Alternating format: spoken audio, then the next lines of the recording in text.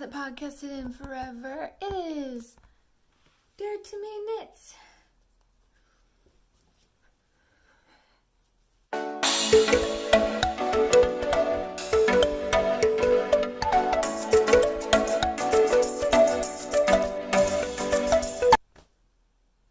Hey! Hi! Welcome to a very long overdue episode of the Dearyg to me knits podcast. My name is Dearyg. You can find me on Ravelry and Instagram as Dearyg to me knits. And we have a Ravelry group that is the Dearyg to me knits podcast, which I'm sure nobody's posted in for, I don't even know. But yeah, welcome back. If you are a returning viewer, if this is your first time watching, you picked a good time because it's been a really long time since I last recorded. So it's gonna be like the first time all over again. I'm gonna be really scatterbrained and really out of practice, so awkwardness should ensue. Sports have started up, which is a whole thing I talked about on my very first episode, which was just over a year ago. Pretty much 5 nights a week I'm at the ball field. So that's a whole thing. And then that means that I have to spend my days where I'd normally have a little bit of time to hang out doing housework since I'm gone every evening. So, just trying to fit stuff in where I can. So fortunately today I was able to find a little time during nap time, which it's about a 50-50 if I'll get a nap time nowadays. So after he went to sleep, I had an ice cream sandwich because I earned it, and now I'm here doing this. So so I guess I'll just jump right in. Expect a lot of thumbs up, I guess. That's what I'm doing today. I am wearing a finished object, and I'll do a little strip tease for you so you can get the full effect. This is my, I don't know if I'll be able to, this is my Ripple crop top, a pattern by Jessie May out of some mystery yarn that I was gifted quite a long time ago. And I chose to do crisscross straps, which I really, really love. And yeah, I adore it. And in fact, I adore it so much that as we jump into whips, I will show you the other two that I've since cast on. I will talk just a little bit more about this one. I did knit the third size, the second size in parentheses, on, a size 1 for the ribbing and size 2 for the rest of it. I did lengthen it quite a bit. It's supposed to look more like a sports bra, but I added a little bit because I wanted it to be more like a crop top with my high-waisted jeans. I hope that I get more comfortable in it. I'm not normally much of a skin showing person. I'm wearing this actually just because it's kind of chilly. It's a slightly chilly,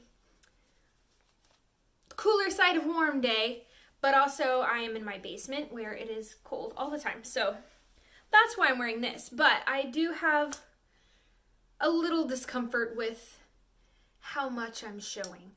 But I've got a couple of crop top t-shirts that I've been wearing.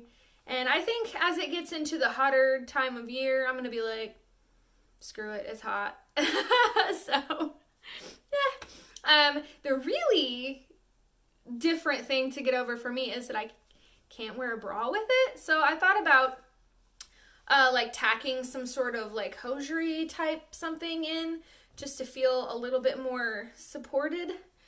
But, I got 4 kids, so these ladies have been put through a lot of work.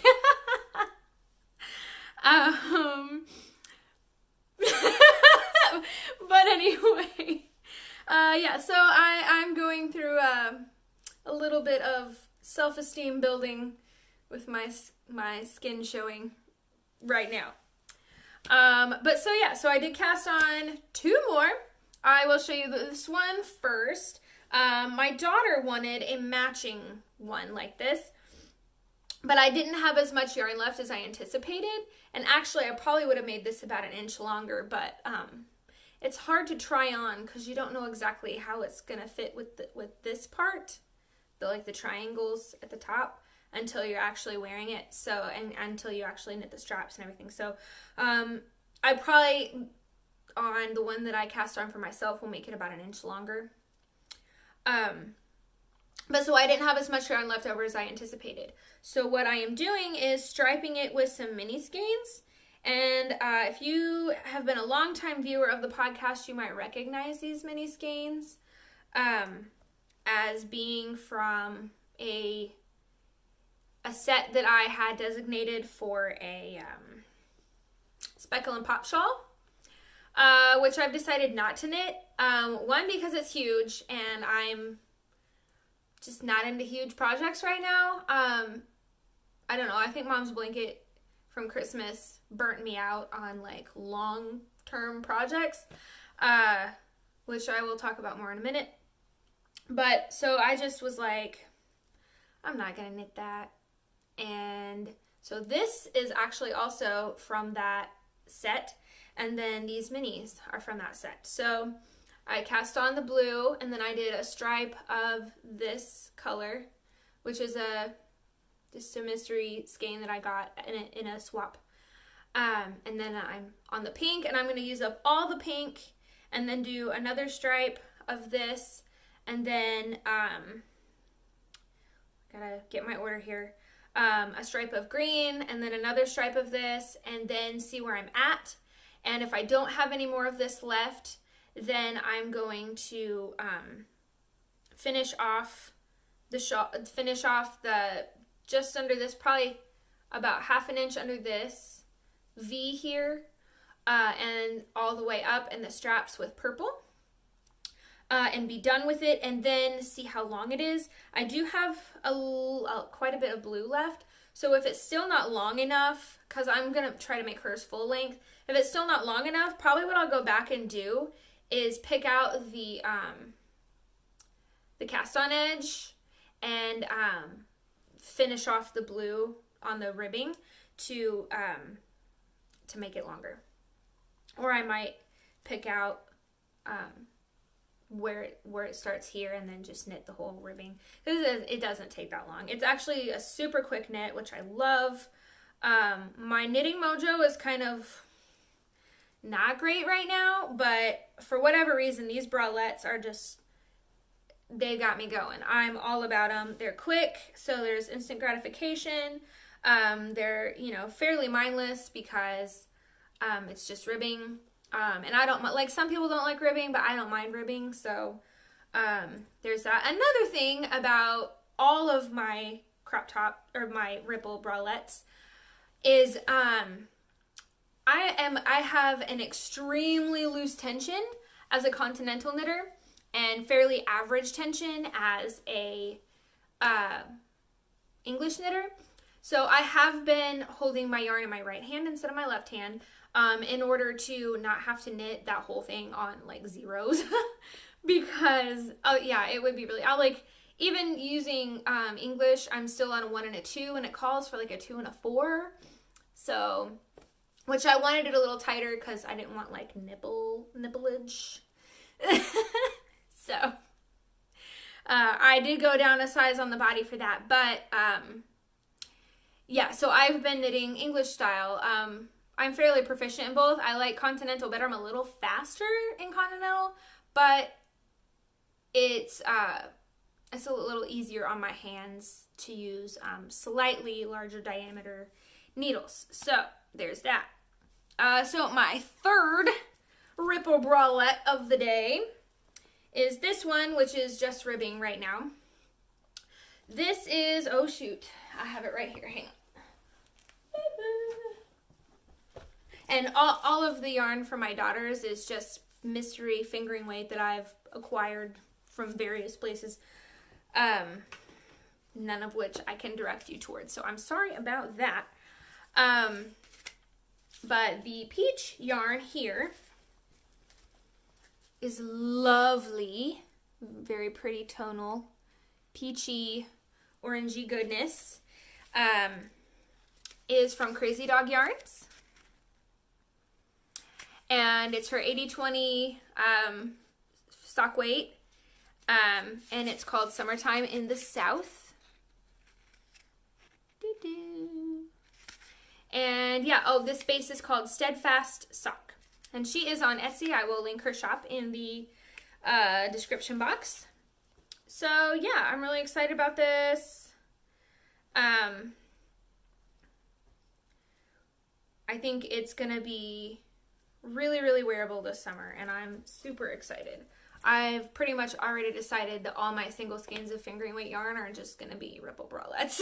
I want to make a couple that are actually like bralettes, and then several that are like tank tops. So, yeah, I really like them. Okay. I'll just go, let's see, this, I think, is another new cast on. I could be wrong, but I think it's a new cast on. This is in my bag from my very, very, very good friend Mariah. She made it for me for my birthday. And actually, on my daughter's bralette is a little elephant stitch marker that she had made for me. Is it a purchase? If you ever see elephant anything, like no matter how tacky it is or whatever, like I love it. I love elephants. Okay. So this is a blanket that I started. And once again, I just kind of wanted like instant gratification, mindless, just hanging out, knitting, nothing really complicated or attention hungry kind of stuff. So this is a blanket that I started. This is a 10-stitch blanket, and I'm just using up all of my DK worsted Aran weight scraps. So let me see. I can tell you a few of these. This right here is yarn that I hand spun. This is one of my first hand spuns. And I dyed the wool and then spun it and knitted into a little sweater for my daughter, and that's what's left of it. This yarn here you might recognize as the yarn from my stepdad's socks at Christmas time. Yeah, lots of this is the Songbird Fibers American Kestrel colorway that I made my brother's hat out of, and the little baby hat to match. Let's see. This is leftover Knit Picks Felici worsted that I made socks for my husband out of. This is some Red Heart with Love. I do not remember the colorway name. So yeah, I'm really loving it. This is some Noro that I've had for literally like 10 years. When I very first started knitting, a friend kind of destashed some of her scraps to me. And so this is a little ball of Noro that I had that I absolutely love. I love Noro. Like, I would knit everything in Noro if I could, just because it's gorgeous. It's one of my most favorite yarns of all time. So yeah, that is what I'm working on. I do not remember the designer name for the 10-stitch blanket, but I will, I'll put it, I guess it's over here. I'll put it over here and also link to it and everything. I still have a nice little goodie bag of yarns to go through. And yeah, I'm working away at that. I don't always pick it up, just kind of if I'm in between projects, or I keep it in my bedroom. So if I forget to grab whatever I'm currently working on, then I'm just like, oh yeah, the blanket, so I can work on it. And the rows are short, and then you kind of get to a corner, and that's like a little bit of interest for a couple minutes, but not too much because it's just short rows, and then you keep going.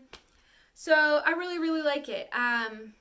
And I'm super excited to have a blanket that's kind of scrappy looking, but then also, like I just showed you, like I can point and go, oh, that one's that and that one's from this, and I'm a super sentimental person, so that's also really fun for me. So okay, so I think I've showed these before, but I could be wrong. These are the ugly socks. Oh my god, they're so ugly and I hate them, and I am so happy they're almost done. So let me tell you the story really quick of these socks. I had my kids all dye sock blanks with food coloring over like Christmas break. And so my daughter dyed hers, which I showed on last episode, I believe. And then my one boy dyed his, which I've also showed, and I used the leftovers to knit a pair for my toddler. And then my most rambunctious boy, I called for him to come in to pick out his colors, and he was like, oh, like didn't want to do it because he was playing video games. So I was like, no, come on, it'll be fun. So he came in and he picked out copper, which is kind of like a red-orange. Actually, it's not really copper. Brown, burgundy, which is more of a magenta, royal blue, and red. And I'm like, well, that's a combination there, bud, but okay. So I was like, okay, let me mix all these up. And he's like, can I go play video games while you do that? I'm like, whatever. So I sent him off, and then I could not get him to come back in to dye the blank. He would not come back in. And I was like, if you don't come in here, then I'm going to dye this however I want, and you're going to end up with ugly socks. And he was like, I don't care. So I was like, ugly socks it is, bro. So I did. I dyed the blank how I wanted. So let me start at this end. So we have, that's a darning needle. We have like pretty blue. It's like a gradient. So pretty blue, and then pretty magenta with some blue streakies in it.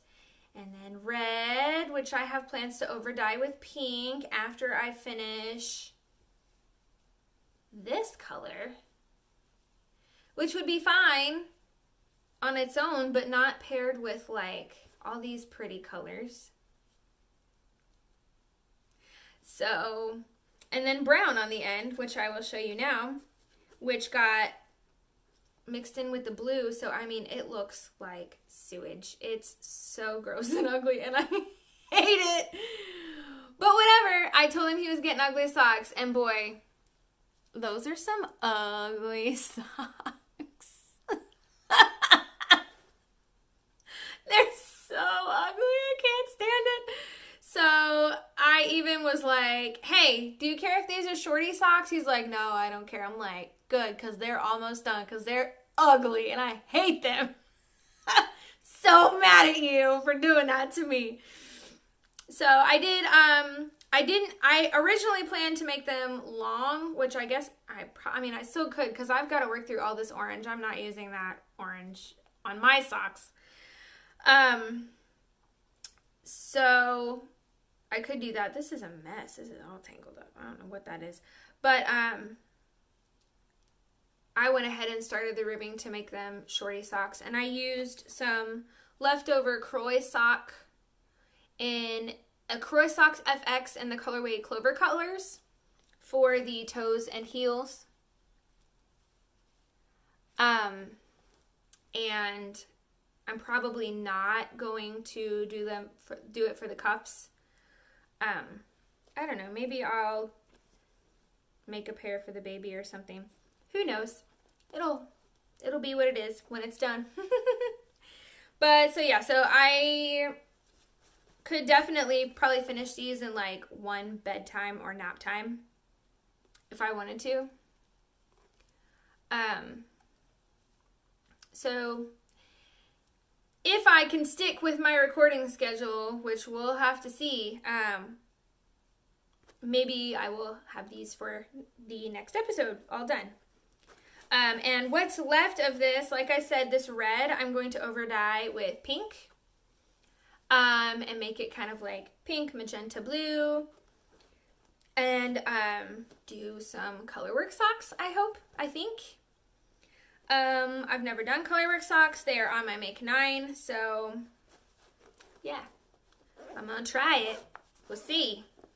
I'm not super great at colorwork, and also I'm not sure, like, I like to use a really tight tension when I knit socks, and I don't like to knit socks English, because that's one thing I have a really hard time with is I do my socks magic loop, and so when I'm starting like the other side after I've, you know, thread my needles through and everything, that first stitch I can't get the tension on it like I like it, and that's enough for me to be like, nah, I'll just knit them English on a 0 and it's fine, it works out. So yeah, I don't know what I'm gonna do about that. It's gonna be an experience. Okay, so we're into old whips. Both of these you have seen before, and probably they look almost the same as they did last time. This is my Sinister Cardigan, except I'm doing a pullover version instead of a cardigan. So I have, this is my nipple tassel. So I've only finished this much in the past, like, I don't know, 3 or 4 months. Has it been that long? I don't know. I feel like it was like end of February, beginning of March, but it could have been more recently than that. I don't know. But anyway, so yeah, I've gotten this much done. And it's just stockinette, like I could finish it in no time, but I have to do it, so I don't know. Long term, like big hulking projects or whatever, I'm just not feeling them.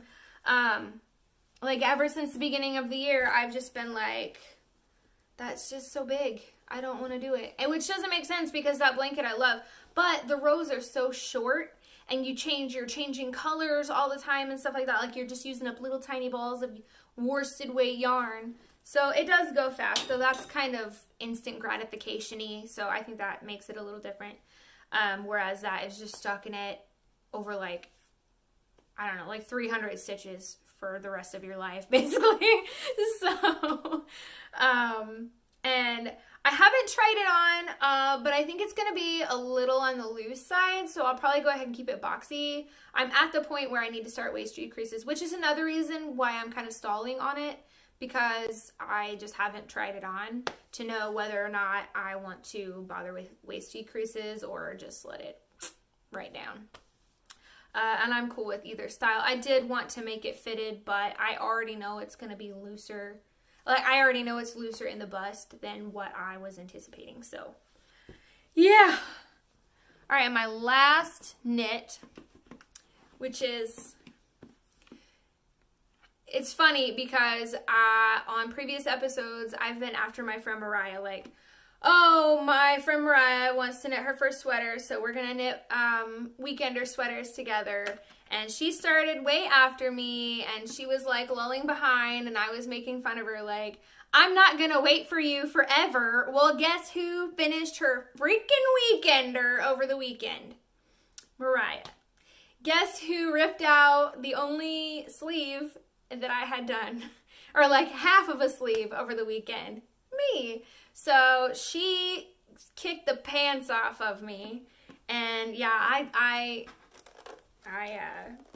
ran my mouth, and now I'm paying for it because she beat me big time. Oh, by the way, my Sinister Cardigan and my Weekender are both in Willoughby Way bags. She's Throws Tyler on Instagram, and she does not have an Etsy shop anymore, but I do want to give a shout out because dang, these are some nice bags, and I love her so much. She is a fantastic person to follow on Instagram. If you like finding knitters to follow. So she does a lot of other crafts too, which is cool. So I re-picked up the sleeve. Let me see. Do I have a nipple tassel? I hear it tinkling somewhere. Okay. Oh, okay. So I guess I was to the sleeve split. So I split for the sleeves and knit all the way up to the neckline, which I'm really worried now is going to be way too wide once I block it. I don't know, maybe not. No, it should be okay. It is a little bit tighter than I was hoping, but I also know that it will grow during blocking, so hopefully it fits as loosely and comfortably as I want, because I love that potato sack life. I love loose, flowy clothes. And yet here I am sitting in basically a bra. Oh well. So I did re-pick up for the sleeves. They were really tight to begin with, which is funny because I had the opposite problem with my Comfort Fade cardi that I knit by her, and the sleeves were super loose. But I guess maybe not so much through the upper arm, which is where they're really tight. I kind of have like, my wrists are like super tiny, but my upper arms are like, they're nice and meaty. So I was like, I look like I'm about to Incredible Hulk out of this thing. I gotta rip back. I don't think blocking is gonna fix that. Yeah, I'm gonna add probably about 4 stitches to my sleeve pickup and then take back off. One thing I did want to show you, you might have heard it kind of clicking around in the bottom, is I knit my sleeves with my sweater in a salad spinner, so that when I'm, let me see if I can, so that when I'm turning around, it just goes with it, like that. And, you know, you can kind of just spin it really fast, and that's way nicer than picking up the whole sweater and turning it around and everything. So that's just a fun little tip for you. I do really, really love using a salad spinner to manage my sweater body while I am knitting sleeves. So that's all my works in progress. There are 5 of them, and having them all together has me super stressed out, not gonna lie. I do not normally have more than a pair of socks and 1 whip on the needles. Oh gosh, there's 6 of them, because my blanket wasn't over there with its buddies. Yeah, there's 6 whips here. It's a little nauseating. That's a lot of whips for me. But they'll get done. Most of them are small. Some of them are almost done. One of them is almost done. I mean, I don't want to say I could have them all done because this blanket is going to be like an ongoing project, but in 2 weeks, I could have at least half of them done if I really wanted to. Without stressing myself out, I could have half of them done. So, maybe I will. We'll see. Maybe I won't podcast again for like 3 months. Who knows? Oh, life is crazy right now. So I don't usually share like super duper personal stuff on the podcast, but if you follow me on Instagram, it's been a little bit, but there is a highlight on my page. I did want to talk about this a tiny bit. There was a discussion surrounding the word bistitchual and how it's kind of a pun of bisexual, which I do not agree with. Just anybody using that term. And the whole thing might have been a little bit like amplified for me because even though I've known since I was just like a preteen that I am bisexual, or you know, I didn't have the word for it when I was that age, but I was acutely aware that I had crushes on girls and boys in my class and on TV and stuff.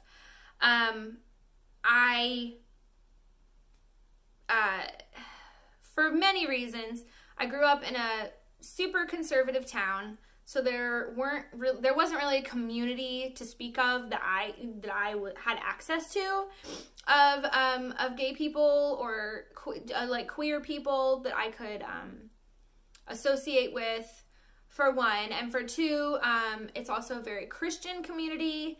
It is Mike Pence's hometown, and of course he is an extremely homophobic man.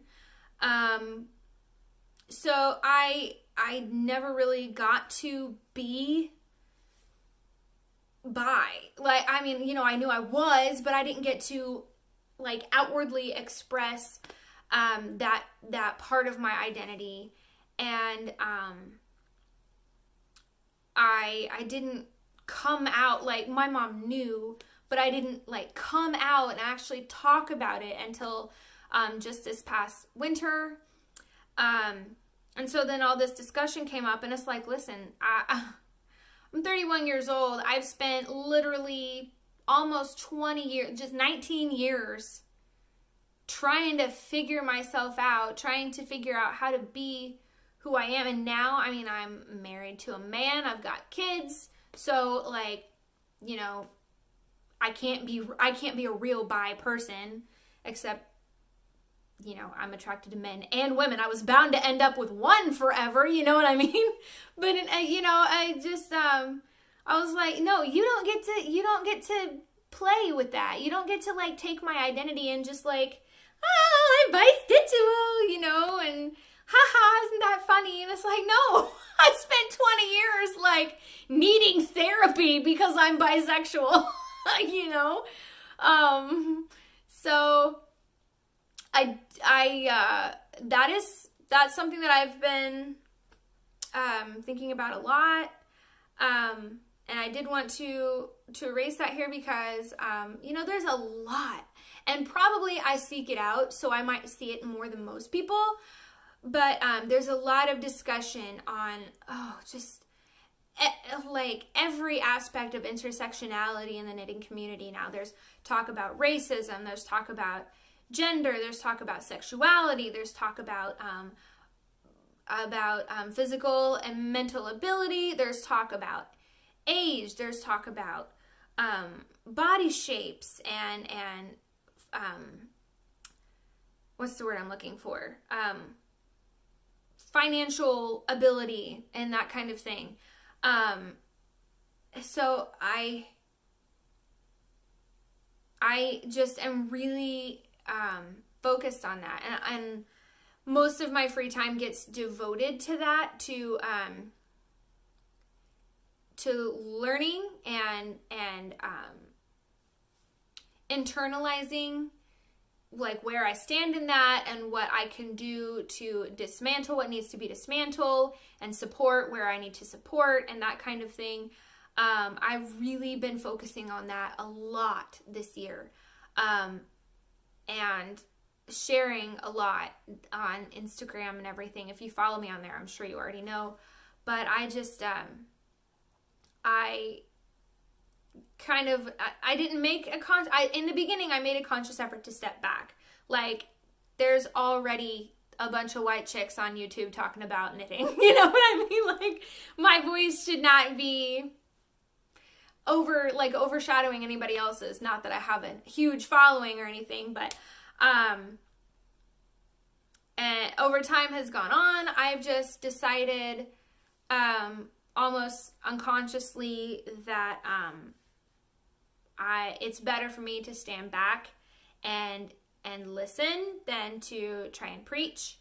And that has naturally resulted in me not podcasting, partly because, you know, standing back and listening means seeking out and digesting information, reading books, watching shows, watching and listening to podcasts and everything else. So any of my free time is taken up with that.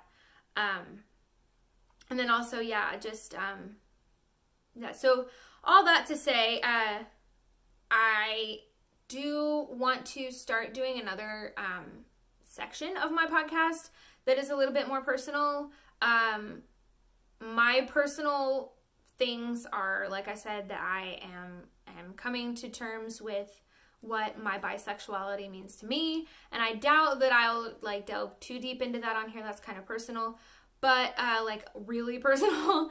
But I do want to share like what I like, who I've been following, what podcasts and movies and books and people I've been following on Instagram, and just everything that I have been digesting in order to become a better socially minded person. So in terms of knitting podcasts, I absolutely, hands down, recommend Nadirotani, or the Quirky Monday podcast and Quirky Monday podcast. Her name is Kalisha. She's actually a really sweet friend of mine. I love her dearly. And she's a very proud Black woman. She shares a segment on her podcast called Black Fibers, Black Threads, and every single episode, it's absolutely enlightening. So beautiful, the things she shares, and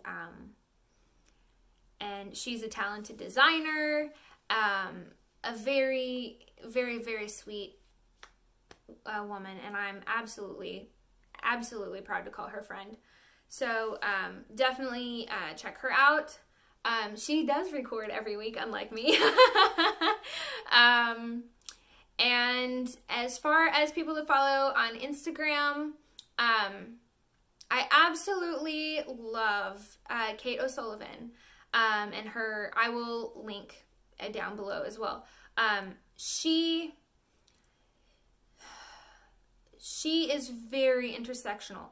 Every day I can go on her page and find things pertaining to race, to body size, to gender, to sexuality, to financial, everything that I just said. Like she truly strives to be intersectional, and she is very, very good about amplifying the voices of the people who are best suited to talk about that subject. Like she doesn't try to assume the role as a professional on something that doesn't affect her, but she does not shy away from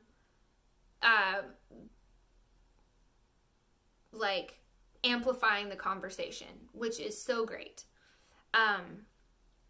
She's a fantastic ally to anyone I could imagine. She's not afraid to apologize when she missteps. She's absolutely transparent and I just love her. I just love her dearly. And so I definitely recommend giving her a follow. That is a good place to be. Like, if you follow her, you'll find everybody else you need to follow, because she is very good at amplifying the voices that need to be heard. And so I would definitely start with her. And you'll that she is also, I don't know if I can say fiance. I feel like they're engaged, but I do not remember if they are actually engaged. They talk about marriage, so I would assume so. But she is Isolda's partner. So girlfriend, fiance, I'm not sure which technically, but but yes. So, and of course, Isolde Teague is a prolific knitting designer, absolutely amazing colorwork yoke, especially. And she has an online shop where she sells a lot of really a wide variety of good wool for colorwork and that kind of thing. But yeah, so those are two places I would start. I've also been watching on Netflix a show called Special, which is about a man with cerebral palsy. And it's a comedy, and the actor in it, I am like 99% sure he actually has cerebral palsy. So that's really great, because I would say probably most of the time when you see a movie or a show about someone with some sort of disability, that person is actually able-bodied and is acting like they have that disability. And so it's really nice that he is and actually has cerebral palsy, and he is finding his getting his voice out there. And it's really funny, actually. The episodes are a little short, but it's kind of nice if you're on your lunch break or something like that, you just want something quick to watch. It's really funny, and definitely my kind of humor, so I really like it, and I will link it as well. So I think that's all.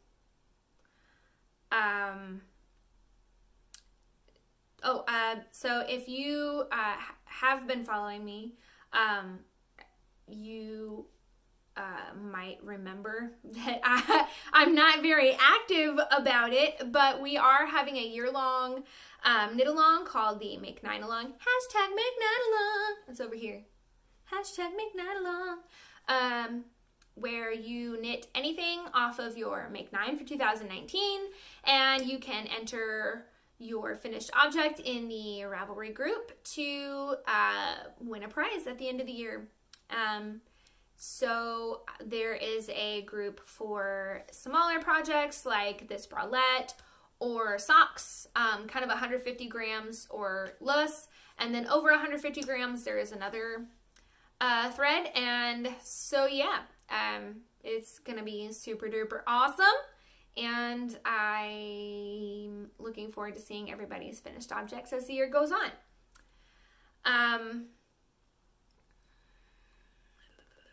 I think that really is it now. I can't think of anything else to say. Like I said, I'm super rusty, so I apologize for that. But I think I did an okay job. Definitely told you about all my whips. I dyed my hair pink. It's cute. I like it. Yeah, I think that's all. I'm still on a yarn diet. Holding strong. I don't count patterns. Oh, I did get a spinner's control card because I have been spinning, but the bobbin is on the wheel and I didn't want to take it off, so I will show that next time, hopefully. But I've actually been knitting a lot, so I haven't been spinning as much. So I've posted a few pictures of it on my Instagram stories. I guess I could put a picture here right now.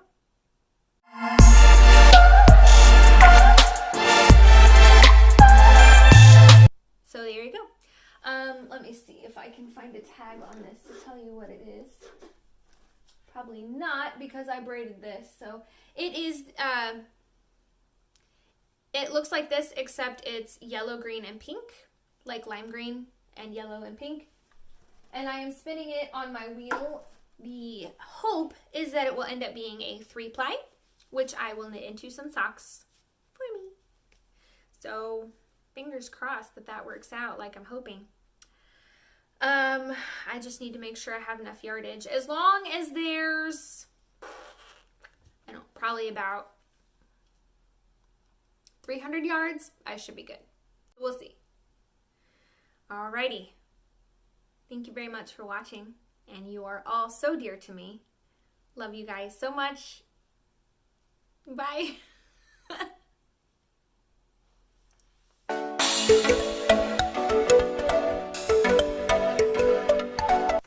Oh,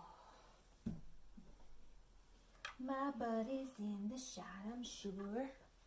Shoot my shot, shoot my butt.